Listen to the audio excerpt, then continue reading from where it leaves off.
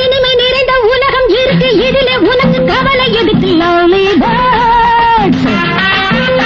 புது இளமை இருக்கு, வயதும் இருக்கு, காலம் இருக்கு,